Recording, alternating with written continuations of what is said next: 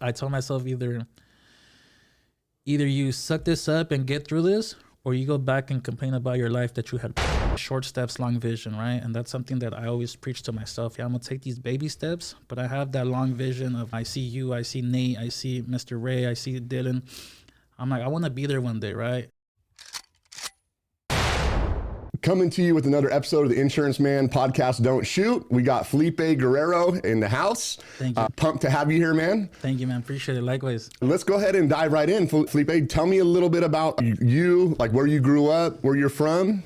Okay. I'm from down in LA. So originally I grew up in the city of Southgate, Linwood area. Okay. And then over time, my parents moved out to Victorville. And then that was pretty much after high school. So I grew up in, like I said, Linwood, Southgate area, Victorville. And then, yeah, I'm 29 years old. I've been with Golden Memorial and Lincoln Heritage for 2 years already. Oh, nice. So when you were, let's go back to it. You were in high school, you said Victorville. What were you planning to do when you were in high school? Man, honestly, I had no vision of what I really wanted to do at that time. I didn't have really nothing set up yet. It was just like, all right, I'm out of school. I got my first job and stuff like that. But it was nothing like, I didn't have a set career of what I wanted to do yet. What was your first job?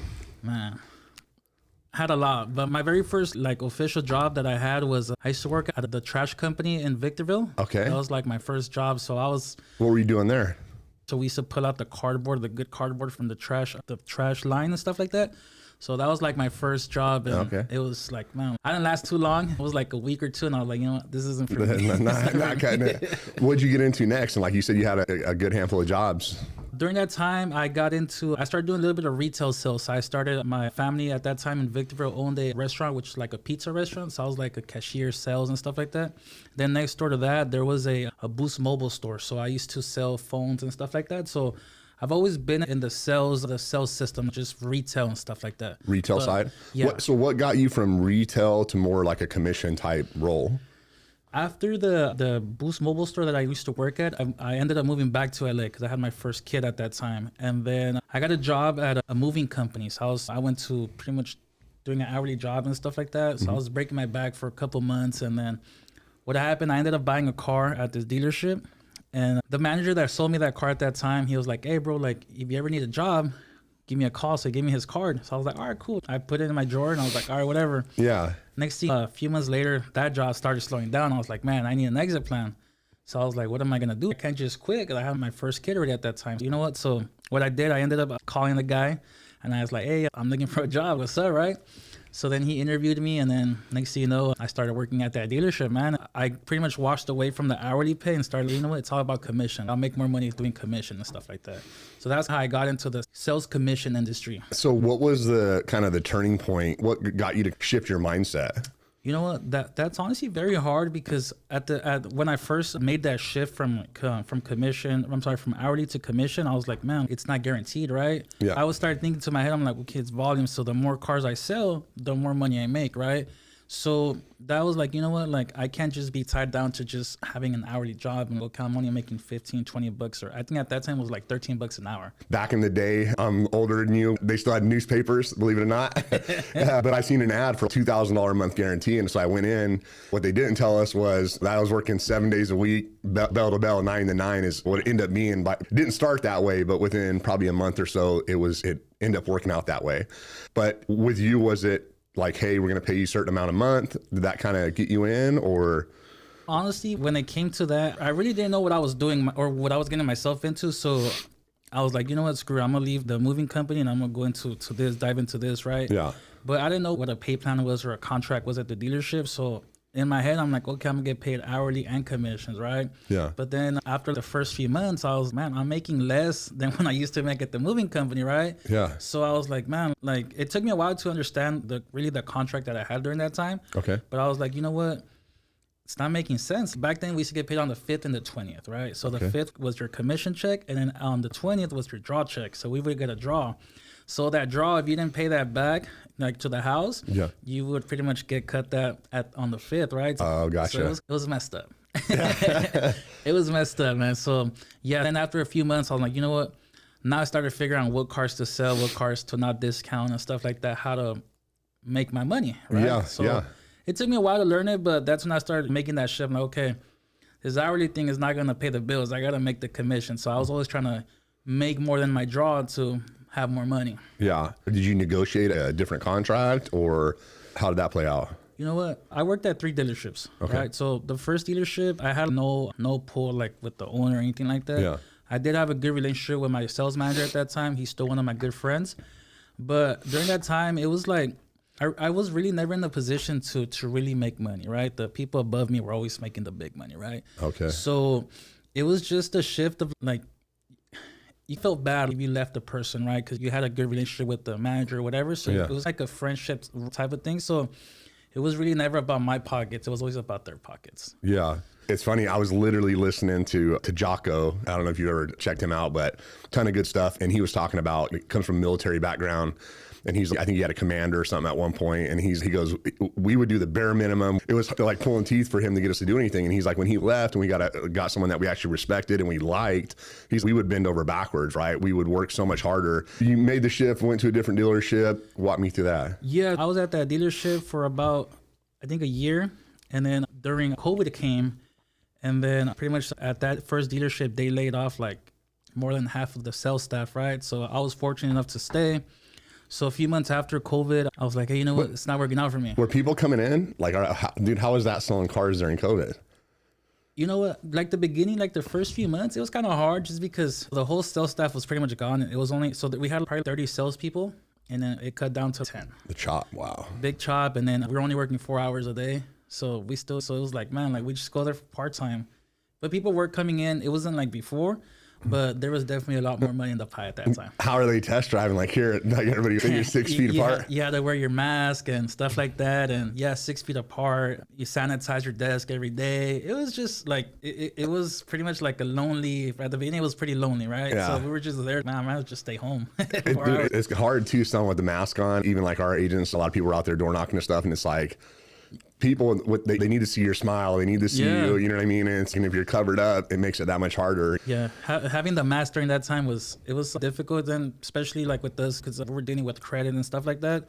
So during that time, I remember there was a lot of fraud. So people were coming in wearing masks and stuff like that, and so it was, for business wasn't really that good at that time. Okay, and then so after COVID, you went to a different dealership? Yeah, I went to a different dealership. So I started selling like Chrysler, Jeep, Dodge, Rams, and then I moved to Chevy store. And then my GM at that time was my GM at the Dodge store, right? So he pretty much pulled me to the new store. Okay. So then I told him, hey, you know what? I'm going to take a month off during COVID. So I took a whole month off. And then when I went back, I told him like, hey, like, I want a guarantee, right? I'm going to give you a year. If you don't promote me within that year, I'm going to have to look somewhere else, right? He said, you know what? We'll see.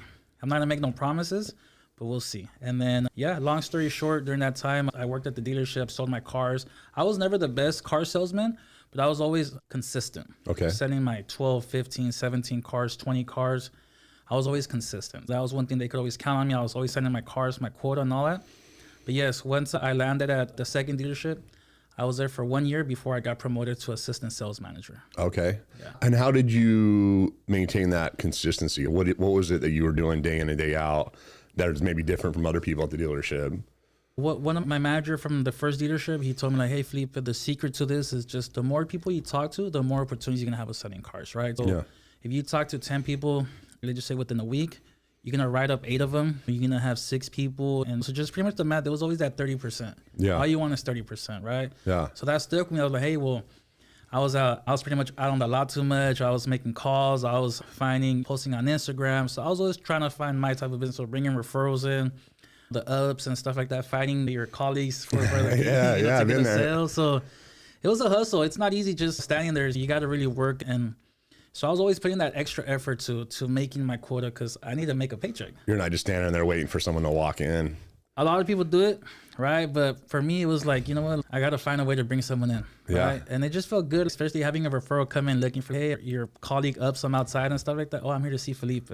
So that was always a good thing. I worked with a lady and she was an older lady. She made a ton of sales. She came in and she was a hustler. She grinded, but she had this big old catalog thing of every person. Like it was like her CRM, right? And it's so anytime it was slow, I've got all these people I can call, right? She had built relationship to where she's getting their friends, their family, right? And so she was like, and by doing that, I'm never slow. I never have a bad month because I always have people to talk to. So how did you find life insurance? So basically, the ownership of that company I used to work with bought another store just on the other side of the freeway. That's when I got promoted, right? So I got promoted to that new store. So during that time, my manager, my GM told me like, hey, you know what? You want to get promoted? I'm like, yes. He's like, okay, well, we just got the store. There's a position there for you, right? But you cannot just show up and, all right, I'm the new boss here. You have to build your own team. Yeah. So he gave me 30 days to build a team of 5 sales guys. So I started posting on Instagram, Facebook, everything, and I got them, right? So then I started over at the new store. And then, so if the people came along, I started and everything. It wasn't easy making that transition, but I got it done, right? Were you responsible for training those 5 people too? Yeah.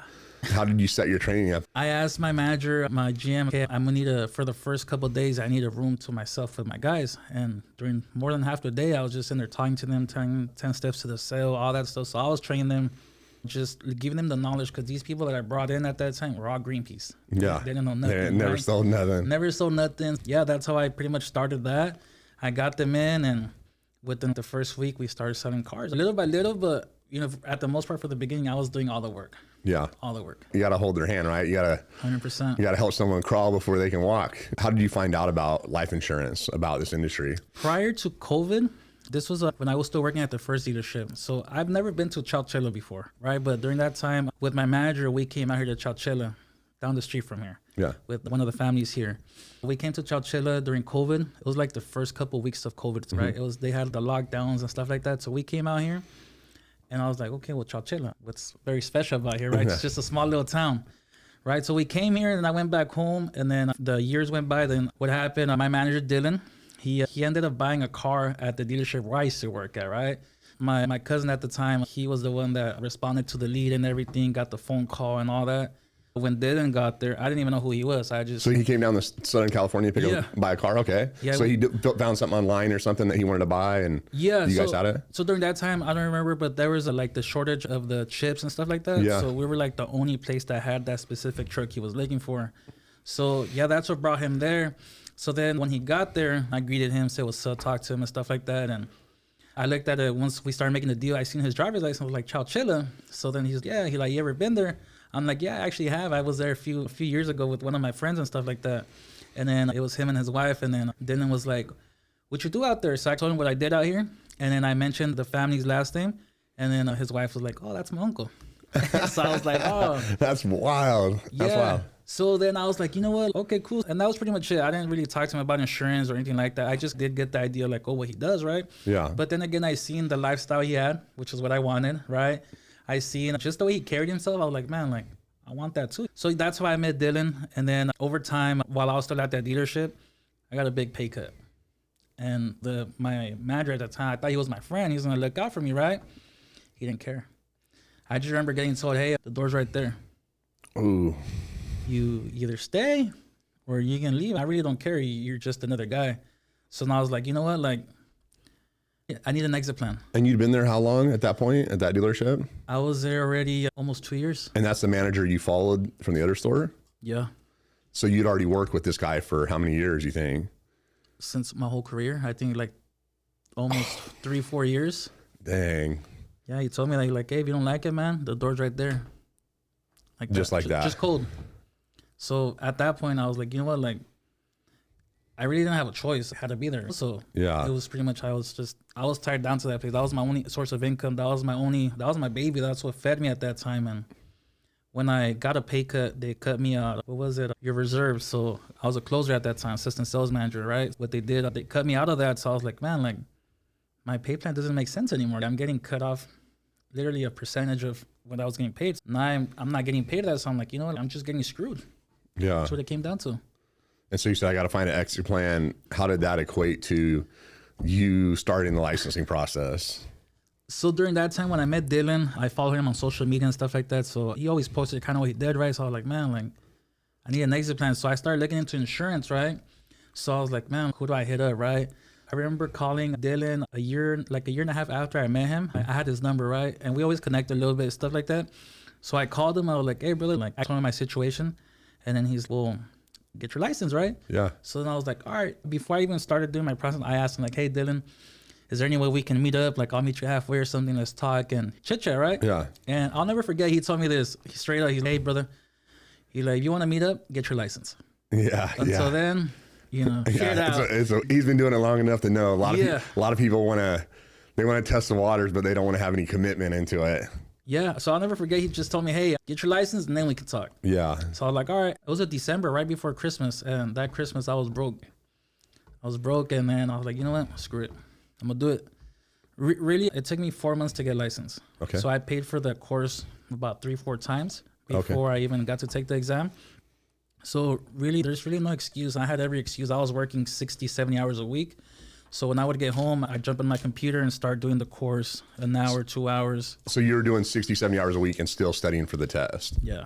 It wasn't the easiest to pass. How many times did it take you? For the exam? Yeah. Third time's the charm. Third time's the charm, right? Yeah. But a lot of people will take it one time and quit, right? So that talks to your follow through of not just walking away. And, you know, I was talking to somebody, they told me it took them 5 times, right? And it's most people would have given up the second time or the third time. And it's, you know, but it shows that's one of the reasons you're successful is because you're not just a quitter, like at the first sign of a difficult time. So you got licensed. And then what was that transition? What'd that look like?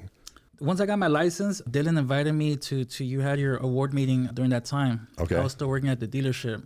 So he's like, I had already got my license. I still didn't have a day of training, nothing. I had just got licensed, contracted and everything.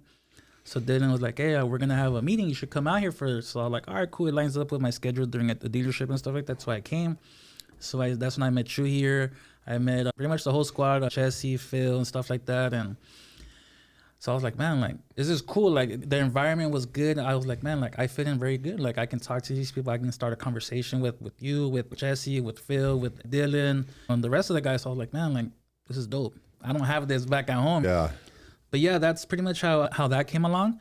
Okay. And then what happened during that time, I came, like I said, and then I think like a month after, Dylan invited me on the car. He's like, hey, bro, let's get you in the car. He took me out. And I remember the first day he put like $600 in my pocket. Like splitting deals with you? Yeah, splitting deals. So what did your guys' first day look like when you went out? I was always transparent with him, and he was very transparent with me too. So I okay, bro, like honestly, I don't have that much time to study my script. I don't have this and that, right? I'm tied down to the dealership right now. You got a young family. Yeah. Are you the sole provider? Yeah. Failure is not an option, right? It wasn't an option. 100% it wasn't. My wife did work at the time, part-time and stuff like that. Once I got contracted and everything, like everything started changing for me. Like not looking too good. I suffered depression. I suffered anxiety, both at the same time. It was pretty much like a war. Yeah, all at once. What do you think the biggest reason was, the main thing behind that? Well, keep in mind, during the last dealership I worked for, it was nothing wrong against them. It was my career path at that time.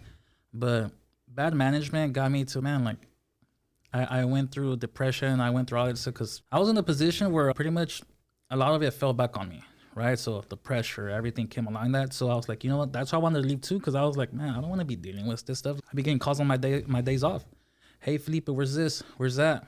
I'm like, bro, let me rest. This is my days off. Yeah. We don't care. So by that time, I was already fed up. So that's why I needed this exit plan. That's when I talked to Dylan. I told him, like, hey, brother, like, I got to go all in. Yeah. I talked to my wife and I was like, hey, look, this is what we got right now. And this is what I'm willing to do. What's up? Are you gonna be there for me? Because we literally drew a map. Okay, like with this job, like I had my apartment, I had my cars and stuff like that, right? Yeah. I had a decent lifestyle, nothing crazy. I was like, but we start doing this, we're gonna lose this and this. What do you think? And she looked at me, she's do it. Like, I got you. And I was like, are you sure? Like right now we're just talking about it, but once we go through these things, it's going to be like... There's no turning back. There's no turning back, 100%. Yeah. And she looked at me, she gave me a hug, and man, like that's when I'm telling you, everything started going like a war for me, man. And I'll explain to you what I mean by that. But I get very emotional when I touch this part here, man. So let's dive into it, you know, but I'll tell you, like just me too, when I started, I've had some great jobs and some not so great jobs, and having a supportive spouse at home, having someone that will back you up in those difficult situations, like I wouldn't have made it through, right? I had many days even when I first started, and I had good success out of the gate, but then had times when I was struggling, and it was like her telling me go to one more house, right? Knock on one more door, and it's 7:30 at night, and I left at 7, 8 in the morning, and I'm 200 miles from home. Tell me about that war. Yeah, so after I left the dealership, I pretty much I had a conversation with Dylan. Okay, brother, I'm gonna put my 2-week notice. So then he's like, all right. Long story short, I was still at the dealership before I did that. So I was gonna quit on Monday, but the Friday before Monday, I got a promotion to finance, which was my dream since being in the car business, right? But I got it too late. Yeah. I was like, you'd already burned the boats in your mind. I was already done. Did they know you were leaving? Is that why? No, just timing. I was already gonna tell, hey, on Monday, this is my 2-week notice effective today. Yeah, the manager calls me up. He calls me on Thursday. Hey, come in on Friday. I need to talk to you. For what? Am I gonna get fired or what? And he's just come. I was like, all right. Tell my wife. I was supposed to be there at 12 that day. But hey, come in at 8. So I was like, taking hours away from me, right? From being home. Showed up, gave me a little speech, and he's like, hey, you know what? You're going to finance. And in my head, I'm just like, dude, I'm already going to quit on Monday. Like, what am I going to do right here, right? And me and my wife had already said, okay, we're going to go with the life insurance thing. I'm willing to go through this whole thing. I was like, all right. So that happens, and then I call my wife, and then I tell her, like, hey, guess what? She's, what? And then she's, you got promoted. I'm like, yes. So she knew how bad I wanted that before I even got into this, right? And yeah. She was upset because we had already made our mind.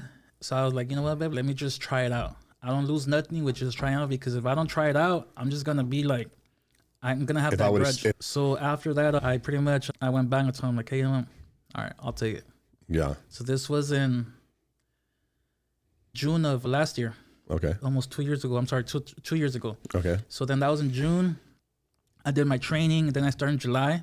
So 4th of July weekend and stuff like that. So it was very busy. So what happened, I took the position, I got promoted. I was spending over 80 hours at work during that time for 2 weeks. 80 hours a week? Yeah. I was grinding. there. Oh yeah, I was there grinding. I was there from 9, and I wouldn't leave. I wouldn't get home till 3, 4 in the morning because I had to stay and do my paperwork. So then I was like, man, like I get up, I'm going to work. My kids are sleeping. My wife is sleeping. I get home, they're sleeping. Yeah. Your food's in the microwave. Yeah. So I was like, man, like this isn't for me. Well, at least she's cooking for you. Yeah, that's true, right? No. And so I was like, man, yeah, this isn't for me. So then during that time, I was asking for help, like for training and stuff like that. And again, bad management didn't give me the proper training. They just threw me in there and figured it out. Yeah. So I was like, you know what? Screw it. So that's when I called Dylan, and I told Dylan, okay, brother, I'm in the middle of July. I'm going to take the rest of July off. And then starting August 1st, I'm all in. Yeah. So then he's like, all right. August came, and I'll never forget this. And if those of you that know Dylan, he says, hey, if you give me 100%, I'm gonna give you 150% back. Yeah. I was like, okay. I didn't know what that meant at that time, but today I understand 100% what he means by that. So then this is what the big downfall for me comes along. So August came, I was able to pay my rent. I had an apartment with my wife at that time, and my child, my little one, Jayla. And then during that time, I was going out there. I came in pretty good. I came my first month, I wrote 15 grand. You're 15 grand. So walk me through like your first day on your own. My first day on my own. You remember? Yeah, I do. It was in Dylan. He had a bunch of leads already for me, right? So he just dropped them in my account, and then he's go, bro. He's call me. The more you call me, the better. I was like, all right. I went to the first apartment that I came across in San Bernardino. I wrote it up for $30. I walked out, I called him like, hey, brother, I just wrote my first stat. Are you serious? I'm like, yeah. He's like, oh, man, good, bro. Go to the next one. So I remember my first day, I wrote 4 apps. That's my awesome. First day. And along that, obviously, Dylan, he trained me way before that, too. So he was always with the script, door presentation, everything. He provided everything to me. He took me on the car, split business with me and stuff like that. And he, like I said, he told me, hey, bro, you give me 100%, I'm going to give you 150. Yeah, once he let me on the loose, like, all right, bro, go do your thing. I wrote 15 grand my very first month. So I was like, okay, cool. I could afford still some of the stuff I had. Yeah. Right. The second month came, and I wrote 20 grand my second month. So I was like, all right, this is easy. I can do this, right? Yeah. But next thing you know, like after that, I think reality hit me like, hey, like you really want this, right? Life was testing me. Yeah. So what happened during that time, I couldn't really afford the stuff that I had. My apartment at that time was like $2,200. Yeah.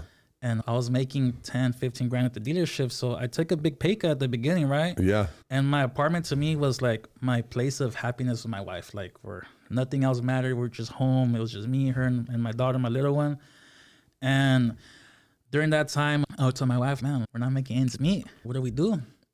Her words was always, babe, like, we can't go back. Like, even if you wanted to go back, it's not like it's going to change tomorrow. Yeah. So I was pretty much in the position like, okay, during that time, what happened was I couldn't afford my apartment no more. And I was holding everything in, like internally, like everything that I was going through. Like my mom didn't know, her mom didn't know. So that extra stress, like you're hiding it almost, Yeah, right? yeah. I couldn't afford my rent. I couldn't afford my car payment. So I was like, man, what am I doing, right? I'll never forget this about Dylan, right? So during that time, before I lost my apartment, I remember I called him Thursday. We were supposed to meet up on Friday in Bakersfield for training, right? For you get in the car and stuff like that. And during that time, I was already going through everything, bro. Everything I was holding. He didn't even know what I was going through. I had no idea. No idea. Nothing. So I called him up and I was, hey, bro, I just want to call you and let you know. I didn't even have $10 in my bank account that day. I swear to you. And then I was like, hey, bro, I'm not going to be able to make it tomorrow. He's like, hold on, bro, let me call you back. He calls me back. I was still in my car. And I was like, hey, dude, I'm not going to be able to make it tomorrow. He's like, what's up? What's going on? I was holding everything in, and then I just broke down, dude. I told him the truth. Hey, bro, honestly, I don't have no money, bro. I'm broke. And he's like, hey, bro, you know what you're going through, and I appreciate you sharing your situation right now. He's like, look, if it helps you a little bit, like, I'm going to send you some money. I was like, look, honestly, dude, I didn't call you to help me solve any of my problems that I have at home. Yeah. Right? And I'll never forget, he sent me $1,000 that day. And then that's when I realized, I'm like, man, like, this guy, my loyalty to him is beyond anything else. He looked out for me when no one else did. Hey, bro, I hope it's enough to get you by a little bit. I know it's not a lot, but something, right? And during that time, I was able to feed my family at that time. And we still went out the next day. And I started telling him more about what I was going through, right? And he just said, hey, bro, look, you can do whatever you want. But the only reason I did it, bro, is because when you came in here, you quit your job, your dream job to do this. I told you it wasn't going to be easy, but we're going to get through this together. I understood his part. He said, if you give me 100%, I'm going to give you 150. Yeah. And yeah, that came along. And then it was getting to like my last 2 months at that apartment, dude. And I'm telling you, I was broke. I was writing policies, but it wasn't enough to keep up my lifestyle. Your lifestyle, yeah. So I fell behind on my car. My last few months at my apartment, I was able to pay one of my last months with the bonus that he gave me, a $2,000 bonus, paid my rent, stayed another month. And then that month came and I was like, man, I can't afford this no more. We're going to lose it. So I had a nice sneaker collection. I used to collect shoes and stuff like that. So I told my wife, like, hey, I'm going to sell them all. And she's pretty sure. I'm like, yeah, like they're just sitting there on the wall. I don't even wear them. I might as well keep them. We spend one more month. I'll figure something out. I put them on offer up. I sold all my shoes and I made my money to pay my rent. So I paid my rent. And then during that last month, dude, I remember we had a bunch of cans on the little balcony from stuff that we were just saving for recycle day, right? And we were broke, dude, literally broke. Like we didn't have food in our fridge, nothing. Like it was just, we were not even a soup, dude. It was that bad. I didn't even have money like in my account like that, nothing. And my wife, she called me like, hey, like I got $40. They can't take it. Yeah, she wanted to go recycle. And I was like, man, like I just felt bad. Like as internally, I felt bad. Man, what do I do? If I quit, it's not like I'm going to solve everything tomorrow. Yeah. Right? I was going to start all over regardless. So I was like, I can go back all I want, but it's not going to work out. So it's either this or this. Right? And yeah, so that's how we pretty much, I sold my shoes. My wife sold the cans. I was able to feed my family that night. And we just made miracles, dude, for a couple days. And then that was September, October, and then November. That's when I sold the shoes, and I had to move out by December. Yeah, December. In December. And I remember I went to my mom's house. She lives in Victorville. I was living in Upland at the time, just down the hill. And I remember I hadn't told anybody anything, and I had to tell my mom like, "Hey, mom, like this is going on," and I burst down, dude. I was already suffering depression, like during the whole time. I remember crying with my wife in the living room, like crying, like bad crying, dude. Like I was just going through it. The breaking down, yeah. Yeah, and then that's a lot, though. That's a lot. I took a lot, dude. So I told my mom, and then she's, hey, we have an extra bedroom. Just come back. I was like, yeah, but what about my wife and my daughters, dude? If you come back, they're more than welcome to come back too. We got you, right? And yeah. So yeah, I had to make the move. I had to let go of my apartment.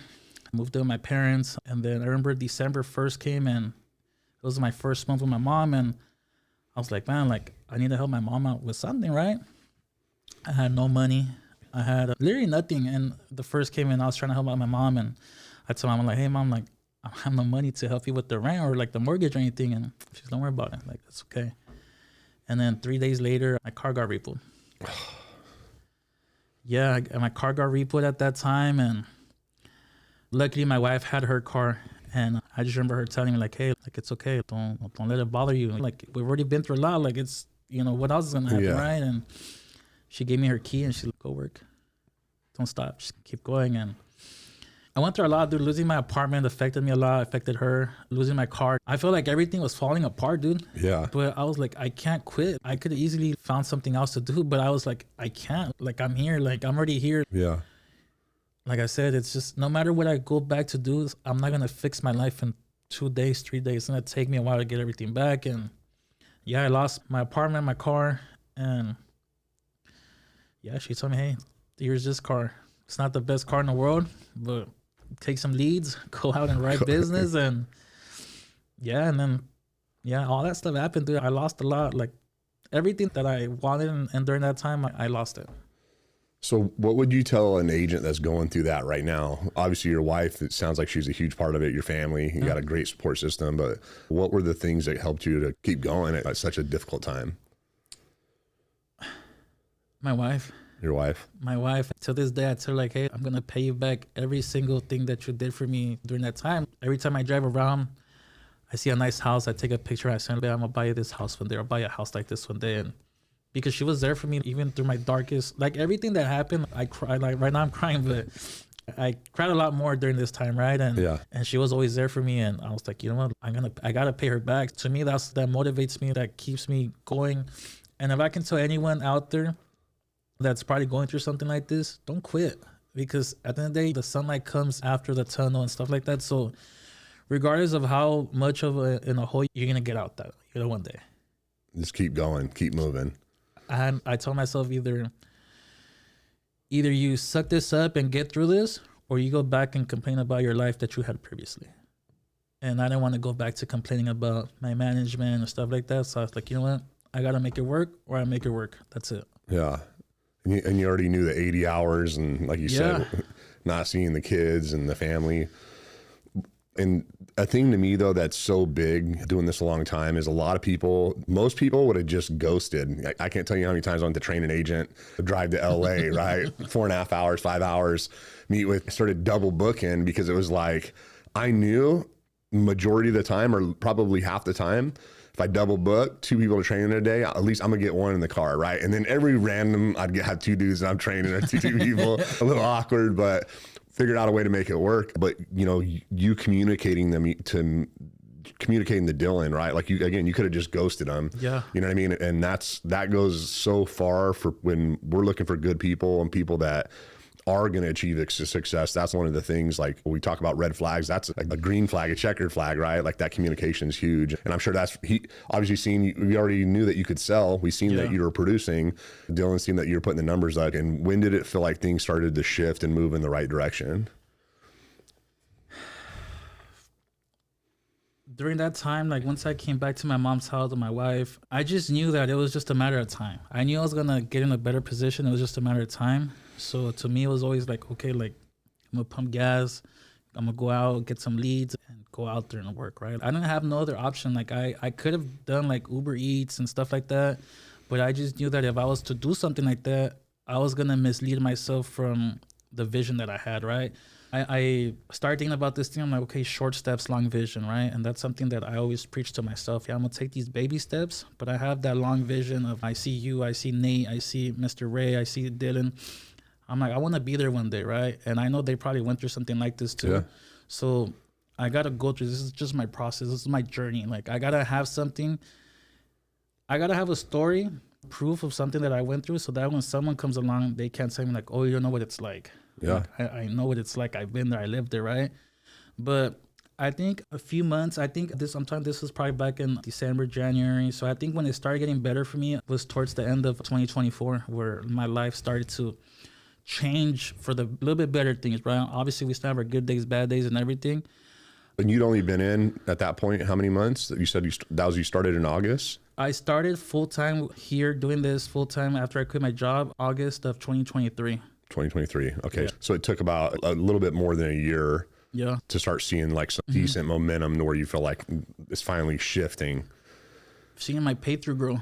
Seeing your pay. Seeing my pay through grow. I think that's honestly, that's always motivated me too. I remember the first one I ever saw was like a $50 pay through, right? Yeah. And then after that, I was just increasing 300 to 600, from 600 to 900 to 1200 and stuff like that. But literally, the whole 2024, I think it started getting better around October for me. We're almost over a whole year. So I started in August of 2023. So August 2024, August, September, October kind of felt better for me. My pay through grew to like over 2,500, $3,000 and stuff like that. Yeah, I think it started shifting for the better around that time. Obviously, I had my good months. I was able to clear my debt and pay that off and get a little bit of money, save that up, and stack it up and stuff like that. During that time too, my wife did get a job. She was working from home, and she helped me out during 2024. Like the first few months, she was able to cover a lot of our expenses and stuff like that. So she always played a big part in this, in my whole process of this. And then I think it was in November it came. We needed another car, so I was like, man, like we gotta figure something out, right? So I hit up one of my boys. He works at one of the dealerships, and I'm like, hey, this is what I got right now. What can we do? Send him the information, and next thing, like, hey, your car's ready. Come pick it up. So I tell my wife, like, hey, let's go somewhere real quick. And then she's like, let's just go real quick. We showed up, and she's like, what's this? I'm like, hey, like, this is your new car. So we got her a new car. And then I was like, hey, like, I'm going to pay it. Don't worry about it. Like, I'm going to pay the car payment. Don't worry about that. I got it. Yeah. And I just told her, like, hey, like, this is for you. I want you to have everything that we get new, like nicer things, like, it's for you. Like the car, whatever, you're going to have the nicest. Because when I didn't have nothing, or I ended up with nothing, you were there, you gave me your car, you gave me this, you gave me that. Sometimes she would give me money for gas. Yeah. And I was like, man, like, she was always there for me. So I gave her that. And then I made the qualifier to go to Seattle. Yeah. We went to Seattle together. And it's just a process, dude. So I always tell myself, no matter how bad it gets, it's going to get better, right? But the harder your process is, I think the better the outcome is as well. 100%, man. You're talking about being broke. I was there, and I made good money like the first handful of years, but it was like every time I made money, I owed back taxes. And so it was like, I remember one time we had opened an office. I think I made my agency might have been at that point writing 125 or 100, probably 150,000 a month, just starting out. And I went to get gas. My card was declining. I'm like, that's weird. So I go in, I'm like, there's something wrong with things. She's nope. And so I'm like, I go over to the bank, and it says I had like negative $10 in my account or something. I'm like, I had 19 grand.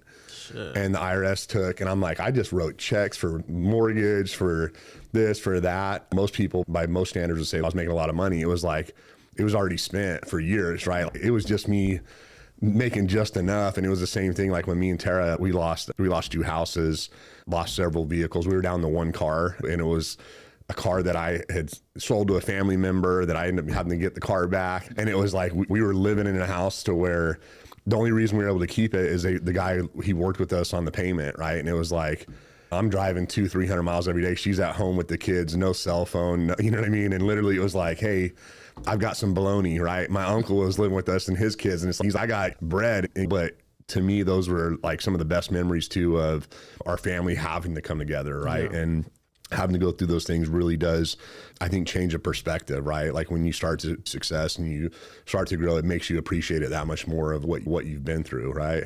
But that's absolutely phenomenal to me. I cheers to your follow through, because I'll tell you, most people would have quit a million times, right? And they would have had every excuse and every right? But I'll tell you, they'll never have the things that you're going to have in this industry just because you're doing it, right? You again, you said short steps, long vision, man. And when you have that, I can't wait to see when you buy that house, right? I did the same thing. I had a house I stocked for probably 2 years. I would drive by there when I had a bad day, and I'm like, these people probably hate me. A couple years later, I bought that same exact house. Really? And I grinded and worked hard, and I actually paid it off in 5 years.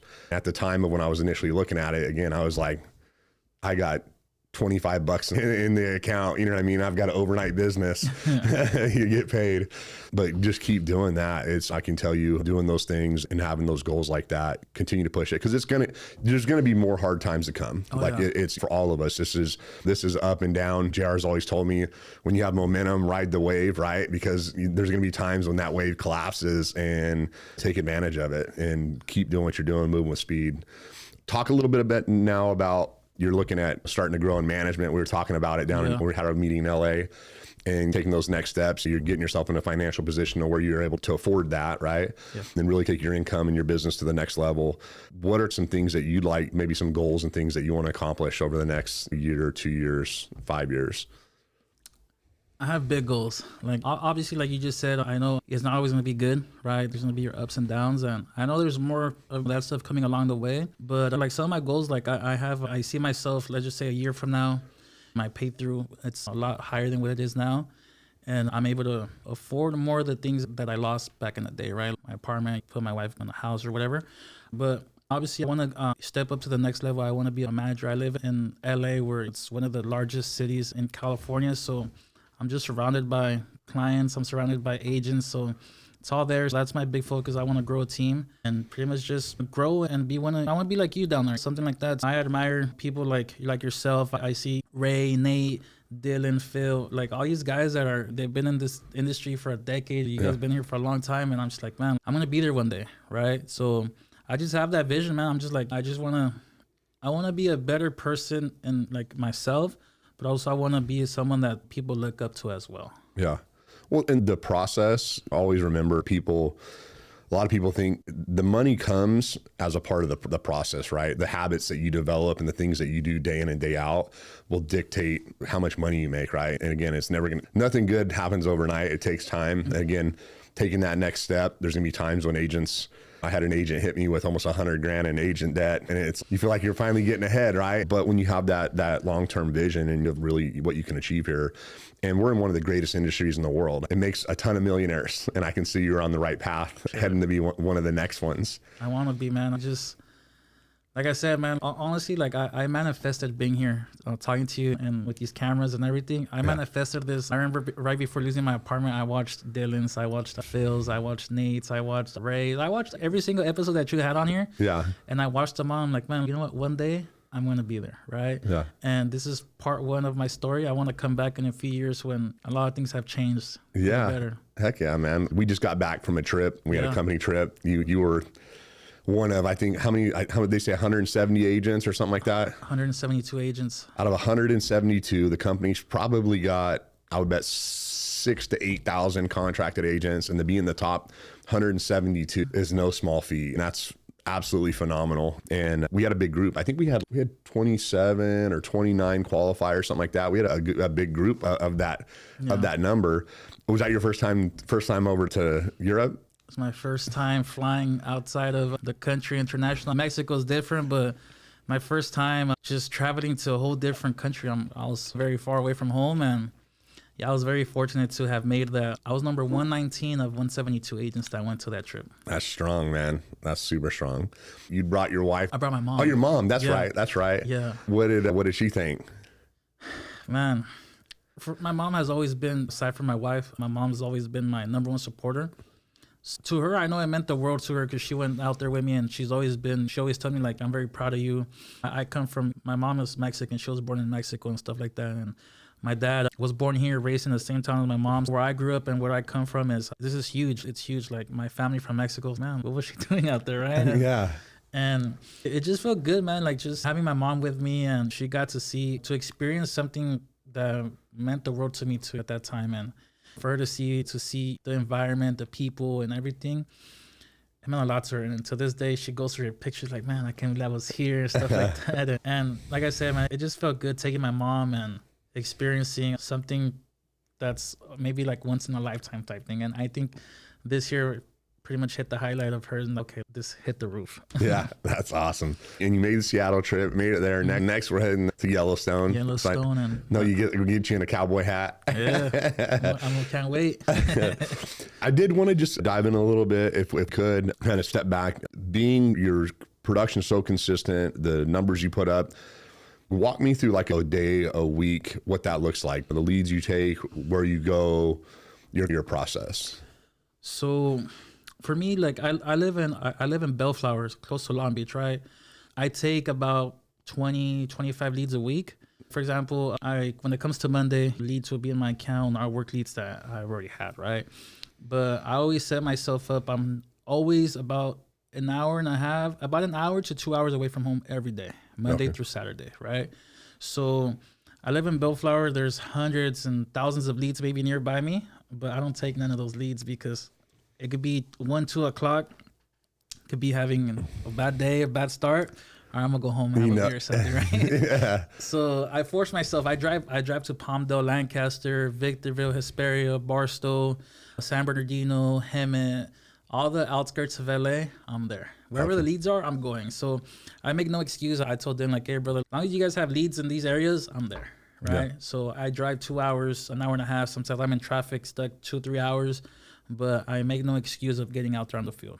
No excuse. What's your typical schedule look like? When do you generally leave? When you typically get home? Obviously we know it's different, but what do you try and stay consistent at? I try to leave my house no later than 9 o'clock. Okay. Obviously when I go to Palmdale, Lancaster, it takes me about a little bit over 2 hours because of the LA traffic. So I pass by downtown almost every day. So I leave my house, let's just say by 9, I'd be out there knocking on my first house about 11:30, almost 12. Okay. Right. And I'm there from 12, 7, so about 7 hours in the field. Okay. By 7, sometimes I get an appointment that's late, so I stay a little bit later. But I leave my house at 9-ish, for example, and I'm sometimes not home by 9, 10 o'clock at night. Okay. So I'm gone all day. All day. And you said Monday through Saturday? Monday through Saturday. And are you calling and booking appointments, or are you going straight to the house? Straight to the house. Straight to the house. Give me your door. What's your door dropping on me? I'm just, I copy and paste what Dylan does, right? So I remember I asked him, hey, do I call him? Yeah. Knock, knock, delivery. Yeah. Right. Ring the doorbell or whatnot. Right. So when I print out my leads. Right. So when I get there, I'm like, hey, my name is Felipe. I'm with Lincoln Heritage. I have a delivery for Adam. Is he available? Oh, that's me. Perfect. Just the person I'm looking for. The reason of my visit, you recently sent this in requesting our information on our funeral advantage program through Lincoln Heritage.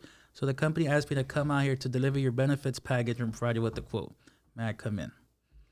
Boom. That's it. Let's go, baby. Let's go. It's nice, smooth. Just that took me to Seattle, took me to Rome. Just that door presentation there. Obviously, we get those people say, no, I didn't send that in, stuff like that, but it works. What would you say out of on average, every 10 leads you get, how many are you sitting with? 6 to 8. 6 to 8, and then converting what percentage? 30%, sometimes in the 25-30% range, but yeah, you're killing, because like most agents are 5 to 6. Like you're killing. And when you're going in, what are maybe just a couple tips? Like, you don't got to give your whole presentation, or maybe what's a few things that you've learned from Dylan? Because Dylan in our whole group, he has the highest in 17 years of doing this, highest converting English speaking agent that we have on our team. And we're back. Matter of fact, I just seen him the other day. I said, we're getting you back in there and you're going to walk people through your process, because what you're doing, he does at a different level, right? What are maybe just a couple tips like that maybe you picked up or had to learn the hard way to do, or maybe do or not do in the house? Man, I think for the most part, everything I do is exactly what Dylan does. Even so now, I haven't learned everything. He's just a monster, dude. Like when it comes to the door, on the phone or anything like that, he's just above and beyond. I've worked with a lot of good closers. Yeah. He's just way above. Yeah. He's way above, right? And to this day, I'm still trying to figure it out with him, right? But like for me, like whenever I'm able to get in the house, I always, before I even talk to him about getting to my presentation or anything like that, I ask him like, hey, are you originally from Lancaster, for example? Right? Oh, no, I'm from LA. Really? What part? Oh, I'm from South Central. I'm like, oh, great. I grew up in Southgate. That's where I live and stuff like that. And so before I even get into the presentation, I always talk to them just a little bit, just for 5 minutes, right? And then I'll be like, hey, you know what? Well, let me get into this. I don't want to take too much of your day, right? And start with the presentation. I get through it.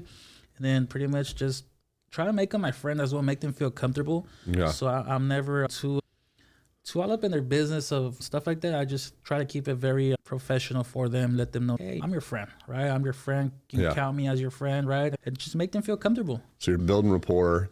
And again, get them to relate, right? Get them to, that's what I know Nate, he's always said, He's like, when you get in there, those first 3 to 5 minutes, talk about anything other than insurance, right? Like just get them to let their guard down a little bit. Because if people think you're there to sell them, they're going to be that much harder, right? That much harder to close. Like Dylan, whenever we go out for training, he always, I'll never forget this. He pretty much, oh, you're originally from around here? Oh, I'm from so and so. And then he was like, oh, I'm from Chowchilla, a small little town. You blink, you miss the exit, right? It's a little joke there, and it works. But literally everything that I've learned from Dylan, everything that I do for the most part is Dylan. Yeah. From the door presentation to, hey, no, delivery at the door.